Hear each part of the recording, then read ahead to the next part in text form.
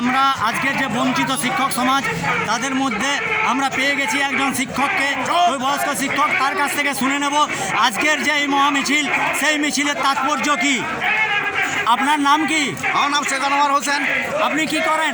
আমি vocational teacher. আচ্ছা, আজকে এই মহামিছিলে কেন পা মিলিয়েছেন?